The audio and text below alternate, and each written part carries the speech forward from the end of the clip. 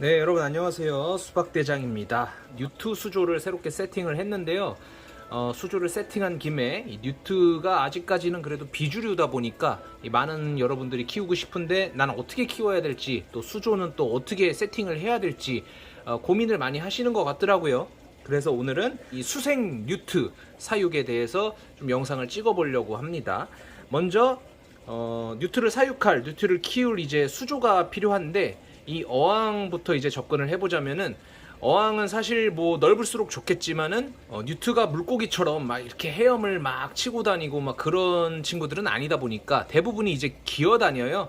그렇기 때문에 동급 개체의 물고기 대비해서 그렇게 넓은 수조가 필요하다라고 말씀드리긴 좀 어렵습니다. 지금 여기 보시면은 이제 여기 살고 있는 친구들이 뭐 크로카투스 뉴트도 있고 스트라우치 뉴트, 마블 뉴트 해가지고 한 16마리 정도 여기서 살고 있는데, 수조의 크기는 2자 수조입니다. 그러니까 가로가 60cm고 요 정도 수조면은 뭐 과밀이 좋지는 않겠지만 뭐 수량을 좀 조절해주는 그런 개념으로 수용이 가능하겠죠. 그 다음에 이제 중요한 게 바닥재입니다. 바닥재가 조금 여러분들이 간과하시는 부분도 많은데, 물론 탱크항으로 이제 아무것도 없이 그냥 미관 참시하면서 그냥 키우시는 분들도 있겠지만, 뭐 그렇게 키우는 것도 나쁘진 않아요. 뭐 청소하기도 쉽고 뭐 괜찮은데, 그래도 뉴트가 이 관상하려고 키우는 동물인데 그렇게 미관 참시 스타일로 키우면은 좀 그렇지 않겠습니까? 그래서 바닥재를 이제 넣어주는 거를 추천을 드리고, 이 샌드 바닥재를 보통은 추천을 드립니다. 뉴트는 이제 계곡이나 개울 같은 데서 살고 적정 pH가 이제 보통 중성을 선호하는 친구들이기 때문에요. 바닥재를 뭐 예를 들어서 뭐 산호사를 깐다. 그러면 뭐 pH가 많이 높아지겠죠. 뭐 자갈을 깐다. 역시 마찬가지로 pH가 높아질 거고, 뭐 소일 같은 거 까시면은 뉴트랑 이제 공생할 수 있는 수초를 식재하기에는 편하겠지만 또 pH가 또 낮아지겠죠. 그렇기 때문에 저는 이렇게 샌드를 추천을 드리고, 또 그렇게 그냥 키우면은 또 멋대가리가 없고, 뉴트들이 이제 나중에 또 이 수초 입에다가 또 알을 붙이고 그런 친구들이기 때문에 수초를 어쩔 수 없이 좀 넣어줘야 되는 부분이 있습니다. 그래서 저쪽 구석탱이에 보면은 따로 소일을 조금 해가지고 이 수초를 식재를 해놨고요. 대충 뭐 참고하시면 될 것 같아요. 프로그비트 띄워놨고요. 이 부상성이다 보니까 뉴트들이 이제 수생으로 적응을 해서 잘 살아가고 있지만, 이 크로카투스, 스트라우치 같은 애들은 뭐 무난해요. 하지만 이제 마블 뉴트 같은 경우는 약간의 수생을 버거워하는 친구들이 있습니다. 적응력이 좀 떨어지기 때문에 이런 거라도 좀 뗏목이라도 잡고 있으라고 구명조끼 스타일로 해가지고 프로그비트 몇 촉 띄워놨고요. 안쪽에 보시면은 커다란 잎을 가진 게 이제 아마존 스위트 플랜트, 맞는지 모르겠어요. 대충 이제 그렇게 듣고 샀고, 특징은 이제 좀 이파리가 커져가지고 나중에 이제 산란을 받을 때도 좀 용이하고요. 그 다음에 이제 수질 개선에도 효과가 좀 많아요. 옆에 있는 조그만 거는 이제 사지타리아라고 하는, 이제 물속에 식재하는 약간 난초 같은, 쪽파 같은 그런 느낌의 수초인데, 요건 이제 옆으로 이제 브로멜리아드처럼 이제 새끼를 치면서 멀티를 해가는 그런 수초기 때문에 저쪽이 이제 다 채워지겠죠. 뭐 대충 뭐 이렇게 참고하시면 될 것 같고요. 여과기도 어려워하시는 분들이 많이 계시는 걸로 알고 있는데, 여과기는 종류가 사실 굉장히 많잖아요. 근데 저는 지금 뭐 영상에 나오다시피 스펀지 여과기를 사용하고 있는데, 뭐 저면 여과기도 좋습니다. 저면 여과기도 뭐 스펀지랑 뭐 똑같은 거기 때문에 좋은데, 샌드를 바닥재로 하기 때문에 좀 저면 여과력이 좀 딸리겠죠. 아무래도 소일이나 이런 좀 입자가 공간이 있는, 박테리아가 증식할 수 있는 그런 바닥재보다는. 그래서 이제 좀 별로고, 거리식 여과기 같은 경우도 사용을 하실 수는 있는데, 애들이 좀 그 안으로 들어가는 경우가 있습니다. 좀 요리조리 막아도 요리조리 들어가는 게 뉴트이기 때문에 좀 거리식 여과기 같은 것도 좀 위험하다고 말씀을 드릴 수가 있겠고, 외부 여과기가 있어요. 외부 여과기 장소도 많이 차지하고 좀 가격도 좀 나가는 여과기인데 좋습니다. 여과력도 좋고, 뭐 수류는 뭐 알아서 조절하시고, 수류가 많으면 안 돼요. 뉴트는 뭐 계곡에 산다고 뭐 수류가 막 이렇게 있는 거 좋아하지 않습니다. 뉴트는 좋아하지 않으니까 수류가 강하지 않은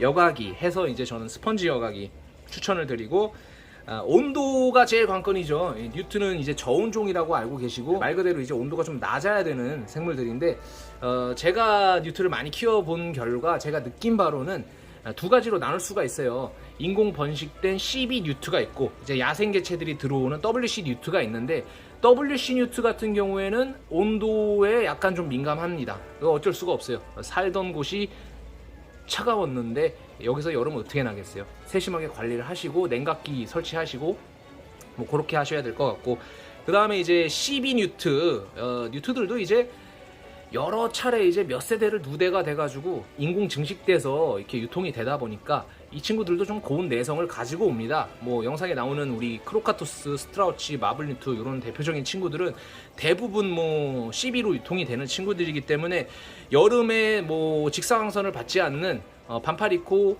덥지도 않고 춥지도 않는 그 정도 그 정도 온도라면은 뭐 무난하게 키울 수 있다고 생각을 합니다. 한 22도 그 정도 이하로 키우시기를 추천을 드립니다. 특히나 이제 여름철에는 뭐 하루 만에 훅 가는 수가 있기 때문에 뭐 물 온도가 좀 높다 싶으면은 개체들 꼼꼼하게 체크해 주시고, 그다음에 이제 먹이 같은 경우도 이 친구들은 이제 시각은 거의 잘 안 보이고 후각으로 먹이를 잘 먹어요. 그렇기 때문에 냄새가 좀 강한 먹이를 좀 기호성이 높은데, 대체적으로 뭐 냉짱 있죠. 냉동 짱구벌레 냉짱, 육식어 사료 같은 거 있잖아요. 근데 침강성, 공기 부상 수면에 뜨는 거 말고 좀 가라앉을 수 있는 거. 왜냐면은 이 친구들이 이렇게 이제 콧구멍을 땅에 대고 이렇게 훑으면서 먹이를 찾아다니는데 수면에 떠 있으면 좀 먹기 힘들어합니다. 수면 막 물고기처럼 막 헤엄치면서 먹는 것도 아니기 때문에 가라앉는 육식어 사료, 그런 거 추천을 드리고요. 뭐 지렁이 같은 거 잡아다가 먹이시는 분도 많고, 또 주의하실 거는 이제 새우 같은 거 있잖아요. 새우, 감마로스나 뭐 이런 거. 뭐 감마로스는 가라앉지도 않지만 어쨌든 생새우 같은 거 급여하시는 분이 있는데, 새우살만 이렇게 조사가지고 급여하시는 건 괜찮은데 이 새우가 그 껍데기가 뾰족한 가시가 있기 때문에 잘못 먹으면은 아픕니다. 개체들 아플 수가 있고, 마찬가지로 새우랑 합사하시는 경우에도 주의를 하셔야겠죠. 얘네들 새우 냄새 맡고 쫓아다니면서 먹을 수가 있거든요.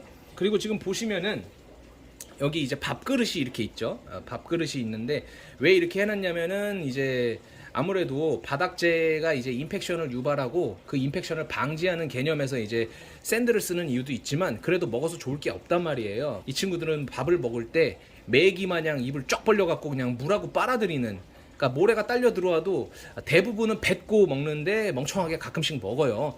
그런 거를 예방하기 위해서 밥그릇을 이렇게 깔아 두었고요.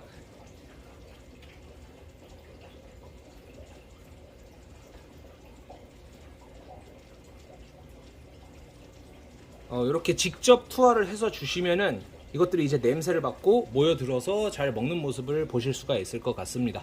최대한 좀 간추려서 좀 간단하게 말씀드리려고 했는데 또 어떻게 영상이 또 길어지는 것 같네요.